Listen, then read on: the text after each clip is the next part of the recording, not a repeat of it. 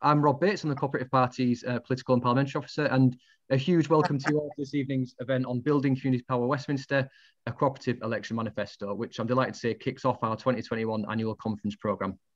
Tonight we'll be hearing from members of our Co-operative Parliamentary Group in Westminster on some of the work they've been doing over the last year and how we can use these ideas and campaigns to build towards a truly cooperative manifesto for the next general election. I'm delighted to say we'll be hearing from Alex Norris, Christina Rees, James Murray, Meg Hillier and Baroness Wilcox. And before I introduce our chair for this evening, I'm just going to quickly run through some housekeeping rules, which I'm pretty sure you'll all be familiar with now. But firstly, just to note that this Zoom is being recorded. Some of our members can't access it live. So just to ensure it's as open and accessible as possible for all, we'll upload it to our YouTube channel. So if you prefer your image to be off or not to be seen, now's your chance just to flick off your camera. You'll also notice you've been muted. If you could just stay muted for as long as possible, this is just to ensure there's no background noises, no dogs, no doorbells, and no speaking on the screen will have their sound enabled when needed. Following the words from our fantastic speakers, we'll move to a Q&A session. There are several ways you can ask a question tonight. You can raise your virtual hand by clicking on the icon labelled participants at the bottom of the screen. Just click the raise your hand button and make sure you put it down again afterwards, so make sure you're sorted. And you can write in the chat box for these as well. And also you can email to events@party.coop. That's events@party.coop, which has been monitored by my colleagues. So when it's your turn to ask a question, we'll introduce you and unmute you. And just remember, as always, to keep questions as short and concise as possible to make sure as many people have the opportunity to participate. The event's being closed captioned, which can be enabled in the same place at the bottom toolbar. And finally, just a reminder, as always, that the Co-operative Party believes that our cooperative values should be reflected in our actions, as well as our policies. We expect all attendees on the call this evening to feel welcome, to feel safe and respected in our party. So please keep this in mind throughout making all contributions. So without further ado, I'll pass over to our chair for this evening and the vice chair of our parliamentary group, Lord Roy Kennedy. Roy, over to yourself. Thank you, Rob, and I'm delighted to be here and to welcome everybody to our Cooperative Party conference. My name is Roy Kennedy. I'm a member of the House of Lords, and in the Lords I'm known as Lord Kennedy of Southwark. I'm the opposition chief whip in the House of Lords, and I'm part of the leadership team in the Parliamentary Party in the Lords. I'm also, as Rob says, one of the vice chairs of the Parliamentary Party. I was elected as the chief whip on the 1st of June this year, replacing my dear friend, Lord McAvoy. And we have retained the 100% leadership team in the Lords, being drawn from the Cooperative Parliamentary Group, with Diane Hayter, Baroness Hayter of Kentish Town, serving as the deputy leader, and Angela Smith, Baroness Smith of Basildon, serving as the leader of the Parliamentary Party in the House of Lords. I'm delighted to be joined here by so many colleagues, members and friends on the call. I think we've got over 100 people on the call here tonight. That's fantastic. Shortly, we'll be able to hear from several of our Westminster representatives about their cooperative campaigns and thoughts on the roles as our role as a party and the movement, and what we can do to ensure that cooperation is at the centre of the manifesto for the Labour Party in the next general election. We all agree we need a strong cooperative influence on that manifesto, be that cooperative housing as a solution to the housing crisis, to education, to transport and to business. After we've heard from all my colleagues, I'll then open it up for questions from everybody on the call. So please do feel free to submit a question in the manner Rob has outlined. Firstly, it's worth noting that since we last met, our colleague Preet Gill has been elected as the new chair of the parliamentary group, along with myself and Jim McMahon MP as the two vice chairs. Tracy Brabin stood down as the MP for Batley and Spen and was elected as the Metro Mayor of West Yorkshire. We're delighted to be joined by Tracy as one of our growing band of co-op Metro Mayors. Our numbers in the parliamentary group have swelled massively in recent times, and I'm delighted to have that. We now have 25 members of Parliament in the Commons, 16 members of the House of Lords. We've also got 11 members of the Scottish Parliament, 16 members of the Welsh Parliament, in addition to 5 Metro Mayors, 9 police and crime commissioners, I think it's 11 members of the London Assembly, and over 900 councillors. This is a movement that's really, really going places. It's great to have so many colleagues in elected positions and a position of influence in the country. I've also been joined in the House of Lords by 3 new colleagues. the former Home Office Minister, Vernon Coker, now Lord Coker, the former Secretary of State for Northern Ireland, Peter Hain, now Lord Hain, and the former leader of the Welsh LGA and Newport Council, Baroness Debbie Wilcox. And I'm so delighted that Debbie will be speaking to us shortly. That's really, really good news anyway, where we've done here. As I said, this is a movement and a party in great shape. As a group, we've continued to lead from the front in campaigning on the interests of the cooperative movement and champion the incredible work that's been done in dealing with the effects of the pandemic. As always, we've stood up for the values that are the very heart of our movement.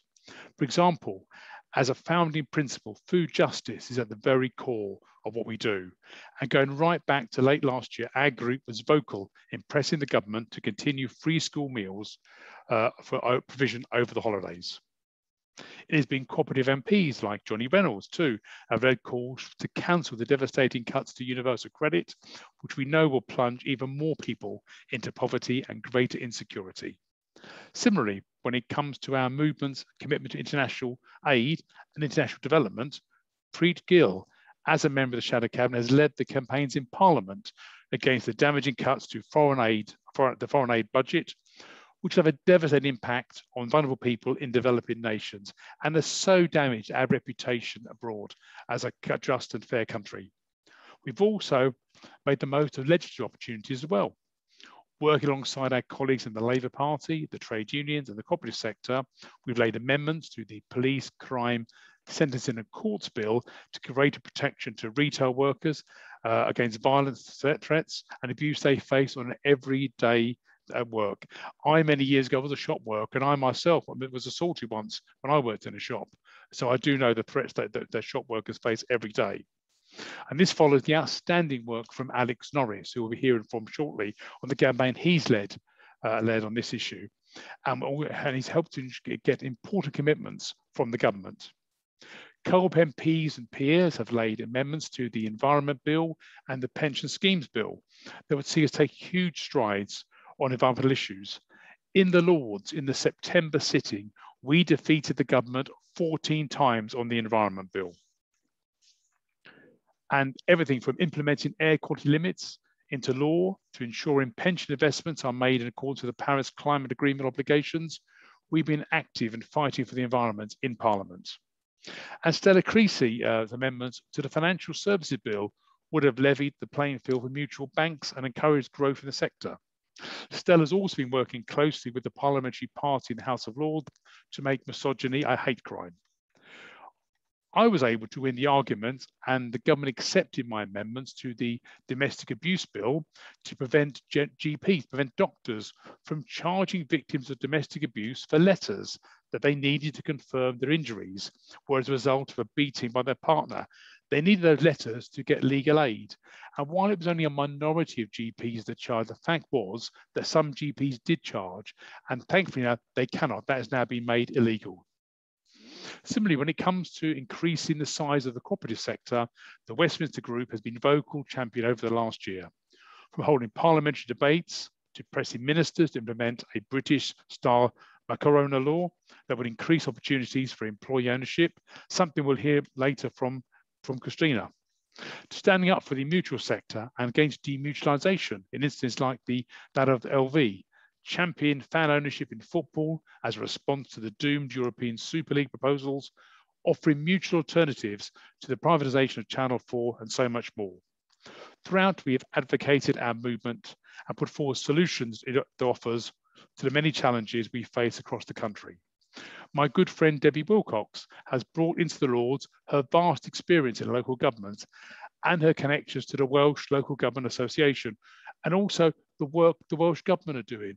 We haven't seen that before in the Lords. It's really good when a Labour member gets up and explains and sets out what Labour in power in government is doing. Thank you for that, Debbie.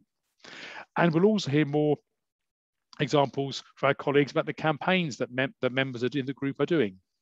And we'll also, the work we'll do, they'll actually ensure cooperative values are part of our next manifesto. Because we know our values and principles will have the means to make a real difference where it matters, practical difference on the ground and in our communities. So I'd like to introduce our speakers this evening, to find out more about the work they do and have been doing, and how they can take forward working with you to make sure we have that cooperative manifesto, that cooperative edge, that cooperative parts of the Labour manifesto. Our speakers tonight are Meg Hillier MP. Meg is the MP for Hackney South and Shoreditch and the chair of the Public Accounts Committee.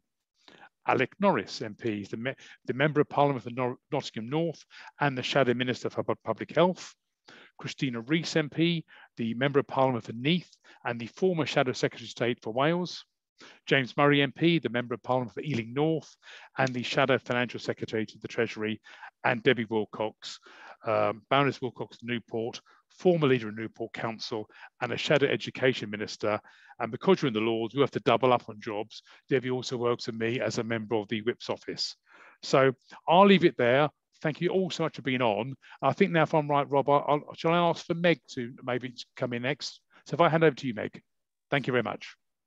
Thank you very much, Roy. And it's quite heartening, isn't it, even with lockdown, to hear that list of work that colleagues in the Co-op Parliamentary Group have been doing.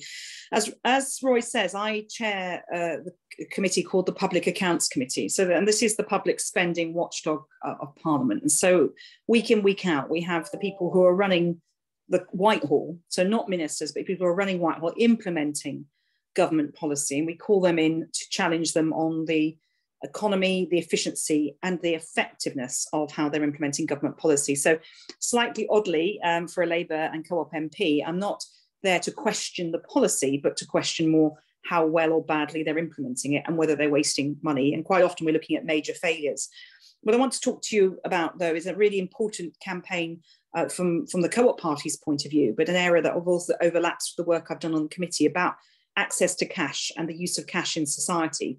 And it is really quite staggering how cash has now dropped down the agenda in terms of use. It's a massive decline. It was used in 6 out of 10 transactions 10 years ago, just over 10 years, about 11 years ago now. But in 2019 was used in less than 3 in 10 transactions. And then obviously we've had the pandemic and COVID since. And, Roy was joshing me earlier about how Shoreditch has got very trendy, but there are businesses certainly in my patch that don't take cash at all now. So there are lots of layers to this. One of the challenges is that all the cash distribution mechanism is owned by the private sector, and there are about 6 different bodies involved with no really one overarching brain. The government's in a bit of a mess on this. The Treasury has had now effectively 2 consultations, one that's closed in the summer. So it's had a call for, it's had consultations and reviews, a consultation by different names, because they don't know, they have a promise that they will maintain access to cash, but no real strategy for how to do that. And I think for us as cooperators, why this is important is we are very much at the forefront of promoting ethical business. I mean, that was the forefront of why the cooperative movements got set up in the first place. When you think about the adulterated food that was in it was around, and some of the original co-op food sales were to make sure that we knew for sure what we were buying, that there were no odd products in the products that we were buying to feed ourselves with. And now we have businesses that might think they're quite ethical but don't take cash. We have a lot of people who are very excluded because they're finding it difficult to access cash, and cash points aren't the only answer, because of course you have to have enough money to take out a potential £20 note from a cash point, if that's all it will spit out for you, which is difficult if you don't know what your balance is, or you're living from every £5 to every £5. So there is a real issue here for our rural communities, but not just them. With the government now allowing money to be taken out from the supermarket without you purchasing anything, that sounds like a great thing potentially, but actually it's also quite difficult for people who've got no money to spend, who still have to go and find to take it out, and then find perhaps they haven't got enough to take out money. And that also assumes that they've got cards and are comfortable with that process. And I know from my own constituency, which, Roy, I just remind you, is not as trendy in parts as you think, a lot of people still rely on that cash, and they rely on that cash and things like paying in their meter, because that's a very good way of managing your money. If you don't have the worry of a quarterly bill, you don't have the worry of digital finances, it's a very good way of budgeting. And for people on low incomes, they can count every penny that way. And that's how a lot of people will budget.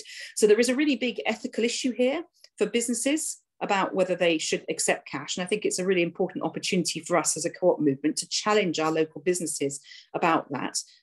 Because actually, even if you don't accept cash, you don't take much cash, you don't have to bank it every day if you're only taking a small amount, because a lot of people will still pay digitally. There's the issue around who should be owning the distribution of cash and making sure that that whole process is dealt with. And the government's got to start measuring up on its promises that it will protect access to cash, because it has declined so rapidly that it's almost difficult to pull it back if they don't make a decision soon about this. So what I can do through Rob is make sure that you've got copies of the reports that we've done on this. We've also had a response from the government on the issue, but it's very much waiting for all their consultations to come out. So the government has to respond to the committee reports, but I'm keeping a close eye on this, and I'm very keen and I'm working with the Co-op Party to make sure that as a party we're keeping this high up on the agenda and supporting colleagues across Parliament who've got concerns about access to cash for their constituents. So I'll leave it there for now, Roy, but I'm happy to obviously to talk about this further in questions. Thank you, Meg. I agree entirely, but the access to cash, how important that is. And I mean, even corner shops won't take cash at the moment. It's just, my own corner shop won't take cash. It just only wants is people to pay by debit card. So I think it's a really big issue for impoverished communities, having that access to cash, and also, as you said, to cash machines and to banks. Right then, we'll come back to you, I'm sure, a question. But if I now ask Alex Norris, Alex, if you're happy to speak to us. I said Alex is the Member of Parliament for Nottingham North and the Shadow Minister for Public Health. Over to you, Alex. Thanks, Roy, and thanks everybody for having me. It's a pleasure to be at this event kicking off conference week. Of course, there's another conference going on this week, but when it comes to addressing the really significant challenges that the last 18 months have thrown up through the pandemic, but more generally 11 years of this government have thrown up, I know whose ideas I think have got a better sense of grasp of people's lives today and the way in which Britain could be different. So I'm very optimistic going into this conference about us and our chance to express our policies and and to develop further with our members. I think we're in a really good place. I'm about to talk about our campaign on retail workers and tackling violence against retail workers. But I just wanted to say before I did, that I hope everybody's well. It's been a really difficult period of time. Looking around a call, I see friends. I see Marge Palin from Gedling.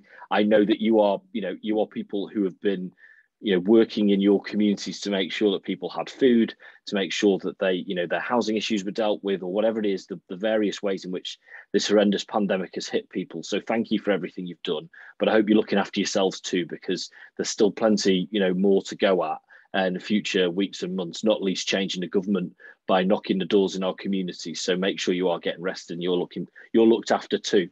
But it is a pleasure to be here and to have a couple of minutes just to talk about retail workers and our campaign there. So even going into the pandemic, violence against retail workers was at an extraordinary level. Around 500 incidents of violence and abuse every single day, happening all over the UK. An incredible thing for people who are just going to work, and that has only worsened during the pandemic. And if you think of those, violence and abuse tends to happen around flashpoint moments. So if you think about how we've increased those moments, whether that's telling people they can't go in the shop just yet, asking people to stand at 2 meters distance, asking people to wear a mask, each one of those has created a flashpoint, which means that we know that violence and abuse has only worsened towards our workers, which is, if you think about it, doubly cruel. It would be, inexcusable at the best of times. But, these are key workers. We've learned in our economy who are those real key workers. And whilst we've been locked down, who's been making sure we had food and the things we needed? And it's been those retail workers going to work every day at enhanced personal risk. And this has been their reward. And frankly, we in the Co-op Party, we don't think it's good enough, especially with our traditional links to retail as well. I think we're very well placed to be part of the parliamentary fight back against that. And I'll say, and I know people on the call will have heard me say this before, but I'll make no apologies for repeating it. We feel we have an extra obligation in Parliament to retail workers. And that's because if you think about what we ask them to do, at the moment, thousands and thousands of people behind the counter doing this, and because we ask them to stop sales of alcohol to people who are too young. We ask them to not sell offensive weapons. We asked them to not to prevent the sales of acids. 50 different categories of things we asked them to restrict the sale of in the public interest. And in that moment, they might be wearing their badge, they might be wearing their cooperative food badge, or whoever they work for. But actually in that moment, they're public servants too, doing something we've asked them to do. And I know from my time in retail, I know, challenging people, in my case, peers of, whether they had ID to buy alcohol, and them saying, well, come on, you're at my 18th birthday. And that for me in that moment was embarrassment and awkwardness, and, might lead to embarrassment and awkwardness when you weren't at work anymore. But actually what we know for a lot of retail workers, in fact, the vast majority, that's leading to some form of violence and abuse. So we have, I think, a special responsibility, having asked them to do those duties, to stand with them. So what we're campaigning for is enhanced protections in law to take all the disparate, and this is what the government always says, oh, well, there's already enough things in the statute book to deal with this, but actually in reality, they're not being used because they're spread across different laws. And we want a consolidated offence, which is something that Parliament frequently does. It's not an unusual thing to do, to create a consolidated offence so that police can enforce it better, and so that magistrates and judges can use this as an aggregating factor for greater sentencing. Now, I have to say, I'm not a big enthusiast of prisons, but what I do know is that this would be a greater deterrent. And in those small cases where things still happened, well, of course, those, there would be greater sanctions available if the circumstances were the right ones. And we think this is a proportionate way of standing with our retail workers. So I, along with colleagues, have been pushing this now for a number of years. Well, throughout my 4.5 years in Parliament, I've had 2 10-minute rule bills, which are, parliamentary mechanisms of trying to get issues on the agenda. They're not very good ways of getting laws passed, if we're really honest, and more experienced colleagues than me will no doubt nod at that bit. But they also, in opposition, our tools are limited, so we have to use all of them. And that's our way of flagging it and of building support. And then particularly, the vehicle that we're hoping to succeed is through the Police Courts, Crimes and Sentencing Bill. They always add an extra one on every time I look up on that bill, so I probably missed one there. But through that policing bill, that is the perfect opportunity. We got really close in the common stages of that. Towards the end of the common stages, there was an amendment that's more than enough Tory MPs to have a majority in Parliament signed up to. So we got very close. Now the Tory MP had put that down, pulled that at the last minute because the government assured them they're going to make moves on this in the Lords. Well, we'll see. And I know that Lords colleagues are ready, if not to do their bit to get it in and, to put it to a vote. Therefore, back when they send it back to us in the Commons. So I am very, very optimistic about where we are and the progress that we've made over the years. We are really nearly there, but we need to keep going. And of course, we ought to say, we already have won this in Scotland. Our incredible Daniel Johnson, our friend, the member of the Scottish Parliament up in Holyrood, has already got this done in Scotland. The Co-op Party already has had this major victory in the National Assembly, in the National Parliament. So that's wonderful news. So if it's good enough for them, it's certainly good enough for us. So, we will keep pushing. We're, of course, working with our very, very close friends in Usdaw too. And, I was really proud when, Usdaw, as part of their Freedom from Fear campaign, when they were seeking 100,000 signatures to their petition so this we could debate this issue in Parliament. It was, when we made a really big push in the Co-op Party, we really shoved that number up, and we were going to keep doing that. And I believe strongly, in fact, I know for a fact, members on this call and members of the party more broadly and members of the wider Labour and trade union movement will be needed again. Hopefully just one more time we will need you, but we will need you again before this is over. And that is when there is an amendment secured in the Lords, whether through the route that the government have promised, or if they don't keep their word, through our side and the incredible work that Roy and his team do. We will need your support then in the Commons to get it home. And that will mean asking you once again to write to your MP. I know many of you done it many times, again saying this is a really serious issue, support this amendment. And we will need that, as I say, hopefully just one more time. And I believe we've got a really good chance of getting there at that point. If not, we'll start again. We'll find the next bill and we'll put it in that. But we will be calling on you again, and I know you'll be ready to do that, but we will really need you to do that. So Roy, I think we can be very, very optimistic about the future.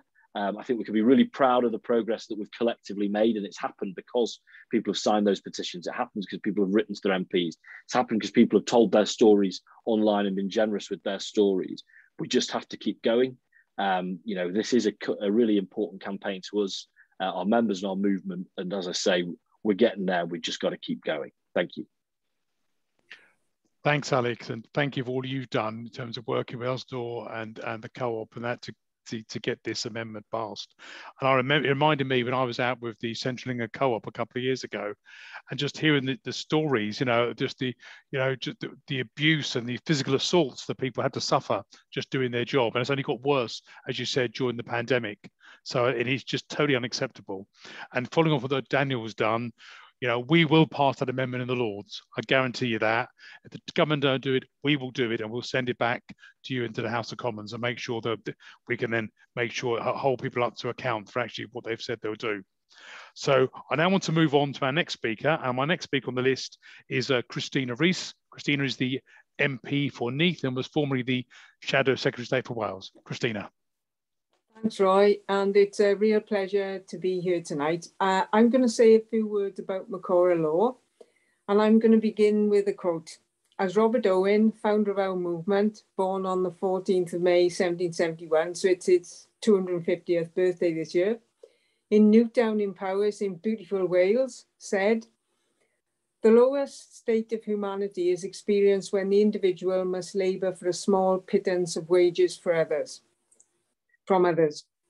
So as cooperators, we know that narrow ownership of the UK economy has caused economic inequality by preventing economic growth and ensuring that the UK is fragile and vulnerable to economic shocks. This was evident during the pandemic, but was evident a long time before the first lockdown happened in March 2020. Too much power and wealth rest with a small number of investors, shareholders, and executives, and decisions are often made for the benefit of the powerful and the wealthy, and not for the benefit of communities, workers, consumers, and the environment.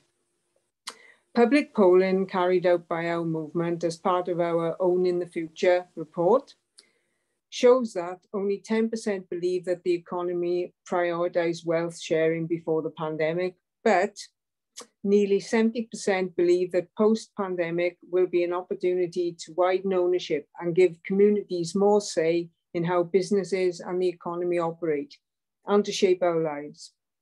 In Italy, the former industry minister Giovanni Macora established the worker buyout system more than 30 years ago.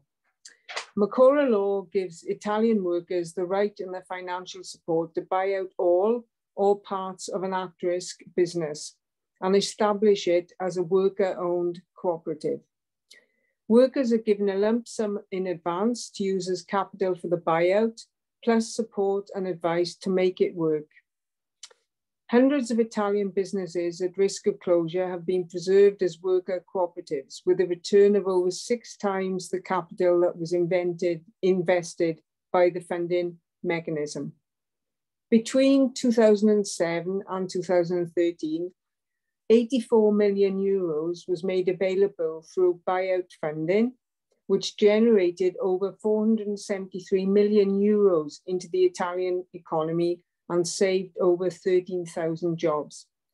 Macora law buyouts benefit from cooperative organisation, safeguarding employment and guaranteeing fair workplace conditions. Our public polling again shows that 64% believe that the economy would benefit if workers would buy out their at-risk of closure business. I was fortunate to be granted a Westminster Hall debate on Macora law in September, and I urged the UK Tory government to introduce legislation to give workers an adequate opportunity to request ownership during business succession, and to provide an early warning in advance of insolvency or when viable businesses are at risk of disposal, which would give workers the time and the ability to assess the scope for acquisition, prepare a cooperative business model, and provide an opportunity to bid for business at risk of shrinking or closure. A UK Macora law would maintain businesses and by implementing cooperative ideals, help the UK shift to a fair and democratic economy. I urge the UK government to take a lead from my friend Mark Drakeford, First Minister of Wales, and appoint a UK minister with specific responsibilities for the cooperative sector. It was Lee Waters, MS for Llanelli, and now it's Vaughan Gethin, MS for Cardiff, South and Penarth. I reminded Bay's Minister, Paul Scully, who was responding to my debate, that Mark and his Welsh Labour government were overwhelmingly re-elected last May on a manifesto which pledged to provide greater support for worker buyouts and pledged to work with the cooperative sector and the Wales Cooperative Centre to double the number of worker-owned businesses in Wales. And then I asked Minister Scully some specific questions. Whether he had conducted an assessment of the benefits to the UK economy of the existing cooperative sector, and if he has, would he publish the results and a copy in the library? If not, would he implement an assessment? Would he increase the size of the cooperative sector? Has he given consideration to the benefits of worker buyouts for at-risk businesses? Would he give financial support to workers looking at buying out their businesses? Would he introduce a Macora law provision in UK legislation? Minister Scully's very polite responses can be summed up as no, no, no, no, no, and no. I was hoping his reply was going to be, like Jim in The Vicar of Dibley used to say, no, no, no, no, no, yes. Sometimes I think I'm living in a very long episode of The Vicar of Dibley. I've applied for a 10-minute rule bill on Macora law to keep up the pressure on the UK government.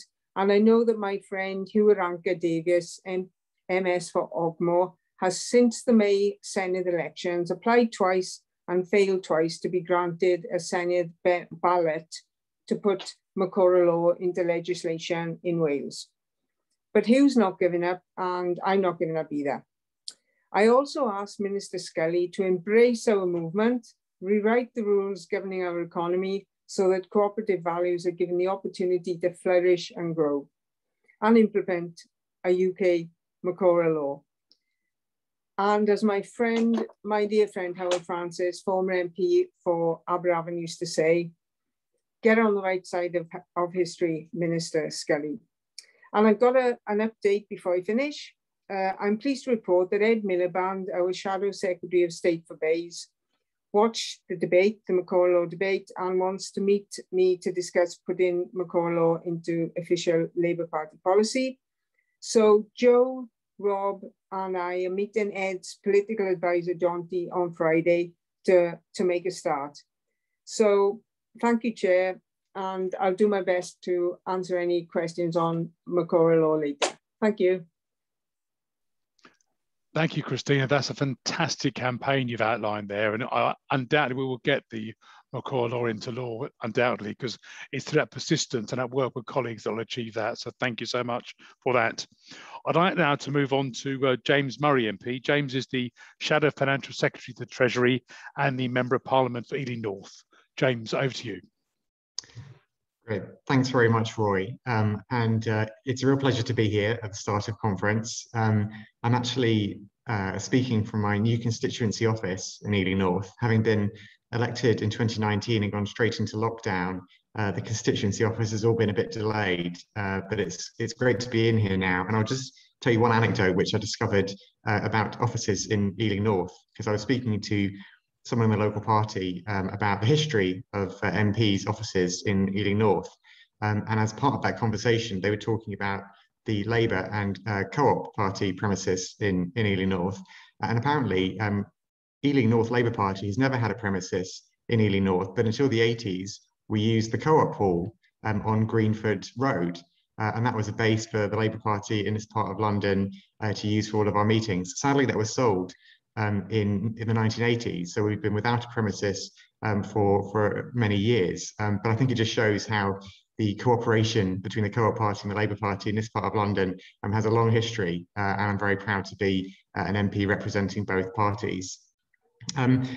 I mean, there's been lots of campaigns I've been involved with the Co-op Party, both now and in my previous role. In my previous role as Deputy Mayor for Housing, I did a lot of work on cooperative housing, which I could talk at length about. Don't worry, I won't. I'll go on to the main business. But if you ever want to hear about cooperative housing, I could talk about that plenty too. And when I came into Parliament, one of the first times I actually went into Westminster Hall and worked out what that was to lead a debate about cooperative models of social care. Which was really great to do, and really made me realise how what an asset Rob and the rest of the team at the Co-op Party are to helping particularly new MPs get their heads around how everything works. But a lot of my work as the Shadow Financial Secretary to the Treasury has focused on fair taxation, and this is an area where I and the Co-op Party have worked really closely together to push that agenda in Parliament. And the flashpoint over recent months to do with fair taxation has really come down to the taxation of these large multinational firms who avoid paying their tax. You know, I'm talking about Amazon and the likes of them who we all know don't pay their tax. And, you know, I think a lot of us had begun thinking, well, it's just such a big problem. It's just so hard to pin them down. They're so international. They can move profits around from one territory to another. What can we do? What can individual governments do to stop them doing it? And that sense of of hopelessness was quite upsetting. But what we've seen in the last year or so since President Biden came in is renewed energy to get a global deal to try and stop profits being shifted around the world and companies like Amazon not paying their fair share of tax. Now, this is obviously a really important issue for us, something that we need to push on. But unfortunately, the government in the UK has been the sole government amongst the G7 member nations to not support President Biden's plan wholeheartedly. They've been at best lukewarm, at worst actively trying to water down his plans. And what we've seen over the last year is President Biden's quite ambitious plans be watered down, the rate of tax fall, loopholes be introduced. There's actually a loophole called the Amazon loophole, which has been introduced. And there's a real danger now of some of the work that we were hoping to see produce a really powerful outcome through these global discussions becoming a bit of a damp squib. So I've been using my position in Parliament to really push the government over this, tabling amendments to the finance bill, trying to ask the Financial Secretary to the Treasury at every opportunity, what are you going to do about this? When is the Chancellor going to say publicly he supports a strong deal? How are you going to work with other countries to get this into law? And we've been pushing and pushing on them, and the Co-op has been a fantastic support in building that broader coalition around what we've been doing. There was some polling which the Co-op Party commissioned at a really crucial moment, which showed, unsurprisingly but powerfully, how strong support is for these large multinationals to pay their fair share of tax. So the battle isn't over in terms of that global deal. It's going to the G20 Leaders Summit at the end of this month. So we're hoping to put more pressure on the government over the coming weeks on that. And I think more broadly, what this highlights for me is the importance in the Labour Party and the Co-op Party of a fair taxation system. And you'll have seen the words tax fairly be used prominently in Rachel Reeves' speech at Labour Party conference last week. And because I think that idea of making sure the tax system is fair, that everyone contributes, that everyone pays their fair share, and particularly the large multinationals are not allowed to get away with dodging their tax, is something we need to make is at the heart of our agenda. So I'm really pleased to have worked with the Co-op Party on that agenda over the last year. As I say, there's still more to push in terms of these large multinationals. And what I really hope we can work on together as well is about a fairer taxation system overall, because we know there are a huge number of unfairnesses in the tax system, particularly where people on higher incomes end up paying a lower rate of tax than those on lower incomes. We need to make sure that everyone pays their fair share. And that's an agenda I look forward to working with the Co-op Party on in the months and years to come.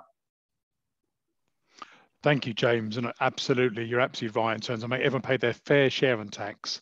And why should it, the people on the lower incomes have to pay more when other people are able to avoid that? As you said, moving assets around the world and so in terms of corporations and big companies. So it's really important that we make sure people pay their fair share on tax. Thank you so much for that work you're doing. Our last speaker is Debbie Wilcox, or Baroness Wilcox of Newport. Now, Debbie joined the House of Lords, again, just as lockdown started. Debbie is formerly the leader in Newport Council, formerly the leader of the Welsh Local Government Association. She serves as the Shadow Education Minister, has also worked with me in local government and on equalities, and is a whip. Now, Debbie made a huge mistake when she came into recently, when I became Chief Whip. She moved her office downstairs. She now is about 20 feet away from my office. So, Frank, I'm in and out of Debbie's office every day. What are you doing, Debbie? Can you do this? Can you do that? But Debbie's become one of my best friends in the House of Lords, a really good colleague, and we're really looking forward to hear from you, Debbie. Over to you.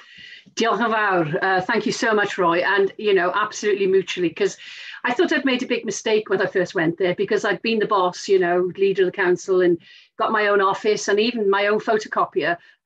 You don't get any of that in the Lords. You're lucky to get a chair and a table in the corner. But the point is that Roy held out that hand of friendship when I really needed it, and has made my life very interesting. And I just say the answer is yes, Roy. What's the question? I'm very glad that I got the Wales portfolio, which means that I can remain in contact with my very, very good friends, the Labour leaders and the councils in Wales, and my good friend Mark Drakeford. And just to mention for Christina, who has been a great mentor to me over the years. So thank you, Christina. So in that role that we have, I also held the Women in Equality spokesperson role, and I was alongside Roy in the team that took that landmark domestic abuse bill through the Lords. We made significant amendments from the opposition front bench, and we ensured that that bill had the strongest powers to deal with the heinous crime of violence against predominantly women and girls, but obviously men too. So it's fantastic now to be part of the Co-operative Parliamentary Group in Westminster, with colleagues with so much energy and experience of actually running the country previously and putting cooperative values into practice. And what we all want is the chance to put Labour back into power so we can continue that work across the UK. In Wales, we are so fortunate, as Christina mentioned, to have a Labour government under the inspirational leadership of Mark Drakeford. And so many Labour Senedd members are also members of the Cooperative Party.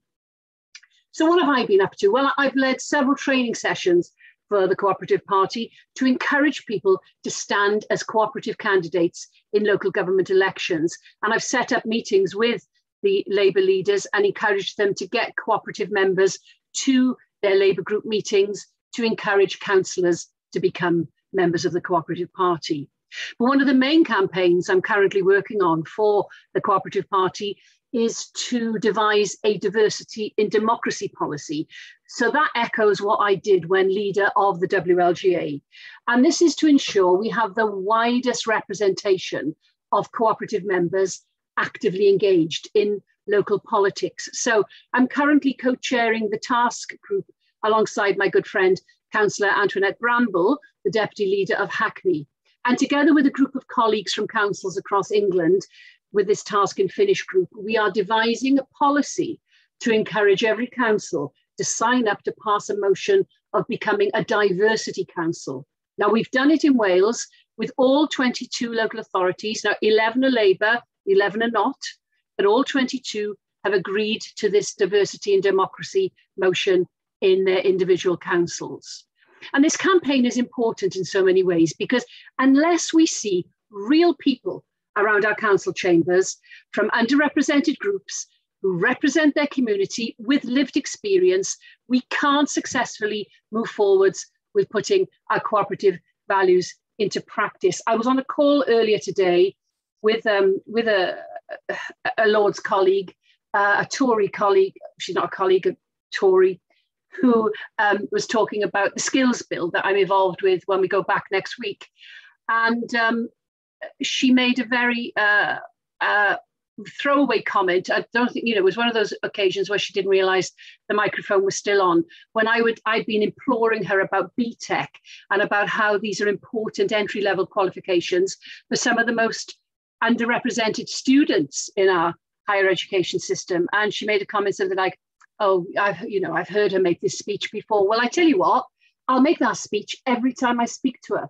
Because unless we look behind the numbers and see that There's a story in our underrepresented groups. There's a story in why young people with an entry level of BTEC drop out when they go to university because they haven't got the social support to help them. Then I'll keep telling her every time I speak to her. So let's get back to the local government thing that I'm doing. So in that local government sector, we want to increase the diversity of underrepresented groups. It leads to better democracy as we move towards the next general election. And we've got to continue to lobby for more members of the Cooperative Party alongside Labour colleagues and present the benefits of working together and cooperative values. The next few months in Westminster will continue to be consumed by the way we come out of the ravages of the pandemic and the whole landscape of social and economic policies. It's crying out for a Labour government with cooperative policies and practices put into action. Unfortunately, we're saddled with the lies and the cronyism of Johnson and his government. But this should make us more determined than ever to succeed. Get rid of this bunch who are focused just on helping themselves and their mates with their dodgy contracts and breaking lockdown rules. Diolch yn fawr. Thank you very much. Thank you, Debbie, and thank you again for all you do. It has been such a help and support in the Labour group, in the Lords and on the Labour Lords front bench. I think to give you some idea, some sort of flavour, what our 25 MPs and 16 peers do. I mean, that's not a huge number of people, but that's not a huge number of people in terms of the Parliament. But you can see that the massive amount of work that actually gets done by all our colleagues here. So I think we're now going to move on to questions. And I think, Rob, how are we going to take the questions then from colleagues? Yeah, thanks, Roy. We've got about just about over 10 minutes, so we're going to try and rush through as many as possible. I've fortunately had quite a few into my my chat function, so if anyone wants to send in some questions, we've got a few to get through, but please do send them over. So I'll run through a few that we've got already, if that's okay with people. So I think we'll start off firstly for Alex and Meg. These questions, one from Paul and Darby, sort of touch on what you were saying. So Alex, I know you mentioned around the impact that members can have when it comes to those amendments down the line. This question is, how can we as members support your campaigns in Parliament and take these issues up in our own constituencies and communities? And similarly, Meg, more sort of specific on the access to cash, what can Co-op Party members do to help ensure better access to cash? Is there a petition? Is there a consultation? So Alex, over to yourself first. Thanks, Rob, and thanks, Paul. I wouldn't normally take a question from someone in Derby, but I haven't been given much choice, so I'll have to on this occasion. I kid, of course. So yeah, first of all, thank you for wanting to be part of it. I would not always say this about some of the organisations I'm part of, but for the Co-op Party, always look at your emails. They're always action focused and at the right time of the campaign. And we will definitely be calling on you again on the retail workers one. So please do that. Secondly, I don't think I'm letting any secrets out of the bag here, Rob, but the party's doing a big drive on being organised around our CLP delegates, who are great people putting in lots of work across the country. So please, make sure that you do have, the right delegates in your constituency Labour parties, and that the Co-op Party know about it, so you get some of the resources and training. One example is that I know we've got a motion on high streets, which I think is really important. It's certainly important here in the north of Nottingham. So again, please consider getting involved in that way too. Brilliant, thanks, Alex. And Meg, similar question to yourself, and also in that real sort of specific angle of access to cash as well. Okay, yeah. Well, I mean, actually, and a lot of these campaigns are quite linked. So high streets, cash, kind of linked campaigns. But I think you could be quite creative locally. I mean, actually, raising awareness about the impact, for example, the businesses of not taking cash. So, everyone sort of thinks it's someone else's responsibility, but actually every business that doesn't take cash helps drive a nail in the coffin of the use of cash. So the big stuff about what the Treasury does is one end of it, and that's the sort of thing we can raise in Parliament. I can raise through my committee, but it is that local impact. So assessing, looking at the issues in your area, whether there are still banks closing. So I was really pleased. Just one of the early things when we had finished lockdown in July, I was able to visit a nationwide building society, which is expanded in Hackney while other banks are closing, and they're providing a lot of advice. So sort of celebrating where our mutuals are doing really good work. and challenging when a bank closes, asking why, and not letting it just go. I mean, you know, it is difficult for all businesses at the moment, but access to cash through the physical presence of a banking or ideally a building society or post office on the high street is one thing, but then access, being able to use cash in shops. If the more shops don't allow cash, the more it drives people away. And I think that's for me one of the really key issues here, that poorest societies, I mean, as Roy says, if your corner shop doesn't take cash, then what do you do when you run out of milk and all you've got left in your purse is a pound or less to go and buy that milk to get your kids over the line, you know, and I think for their cereal in the morning, whatever. That's really tough. And then they'll have minimum charges, and before you know it, you can't go into a shop without spending a tenner, or if you're lucky, a fiver. And that's a lot for people who are eking out the end of the month. You know, I think it is worth just looking at those poverty statistics in your area. If you've got a Labour MP or Labour councillors, they can do some of that, getting the statistics and data for you, but then highlighting it. I mean, writing letters to the paper, challenging businesses when they say we don't take cash, just asking politely, why is that? Do you know that some people won't be able to use cash? They might shrug, but I think if they're not challenged, they don't even think about it. So in Shoreditch, I've got some really ethical businesses who are parading their green credentials or their social credentials massively. They're doing some really interesting things. They don't take cash, and they haven't seemed to think there's a connection between that and their ethical status. So I think there's really good grassroots activism you can do on that. And I'm sure we haven't actually got a co-op petition, I don't think, have we, Rob? But I mean, we can think about that. We have been talking about how to sort of expand this as a co-op party. Brilliant, yeah. Right. And as we've sort of said before, we one of the sort of things we pride ourselves most on as a co-op party is making a difference on the ground in our community. So that's really helpful, Alex, and Meg, in terms of how we actually sort of implement that. And Roy, for me, I have a couple more questions. One for Christina and one for James as well. Christina, we've got a question here. Are there examples of Marcora law already in the UK? How can we expedite this, and what are the real benefits of employee ownership and cooperation in this regard? And then James as well. James, we've mentioned previously the campaign against the UC cuts, something I know Johnny Reynolds has been working on, but I'm sure yourself and others in the Shadow Treasury team have been doing the same. We know sort of roughly what do we think the impact's going to be, and if these cuts do go through, how do we fight against them sort of in retrospect? So Christina, over to yourself first. Thanks, Rob, and thanks for the question. There aren't any examples in the UK, and I think that this is more important than ever because many businesses are in dire straits due to the pandemic and living through the pandemic.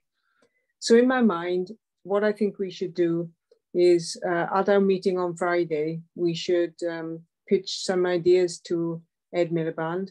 I know that he's very magnanimous, he's collegiate, he's open to ideas. We're meeting his advisor on Friday as a preparatory meeting. And what I've got in mind is that we need to do some research, and I think we need to embrace the Wales Co-operative Centre, which we're very proud of, and Derek Walker, who's very versed in researching these projects. And then we need to persuade Ed is the right thing to do so he can cost it. We'll go out to consultation with the members. This is where the co-op party comes in, because we can do our own polling, we can do consultation with the members. Very important to work together with Ed, and I'm going to emphasize that, you know, it's with the co-op party or not at all. And then the principle is that workers who want to buy out their business, they must be given advance funding through the redundancy payments or out of work benefits that they would have received. So we have to persuade that the benefit of handing over that money to the workers to buy out the business far outweighs letting that business go to the wall, and all the redundancies and all the benefits that would be dependent on the state from there on. So that's a sort of a flavour of it, and that's why this is so exciting. You know, this is really innovative, and why reinvent the wheel? Italy have made it work for so many years, and we should steal the idea. Thanks. Absolutely, thanks, Chris. Just James, before I bring you in on the UC, Charlie and Andy, I've seen your comments in the chat. We'll follow up on those around the CLPs. Richard mentions around with elections coming up in 2022, is it a good time to sort of put forward our ideas? Watch this space is what I would say on that front. So James, over to you on the UC. Thanks, Rob. Yes, I mean the campaign that we've been running against the government's decision to scrap the £20 universal credit uplift is one that, I think as constituency MPs, we all speak to and hear from families who are affected by what the government is doing. And I remember speaking, about this in the House of Commons back in, I think it was January, when we had an opposition day debate about this, when they were initially going to cut it in April, and then it got deferred till later in the year. And I remember speaking to one woman, Claire, who said she was fine with me talking about her experience in the Commons, and just really brought home the human aspect of it. She lives with an autistic son.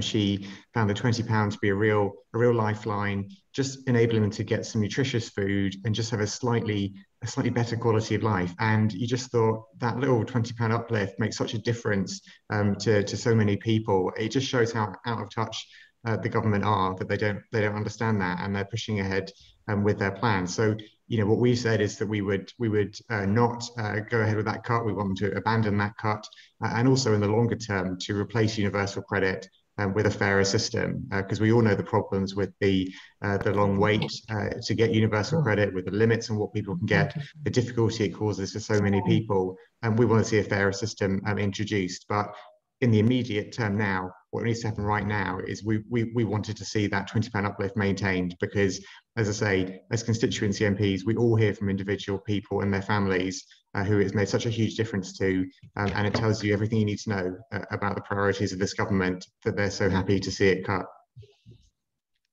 Yeah, thanks very much, James.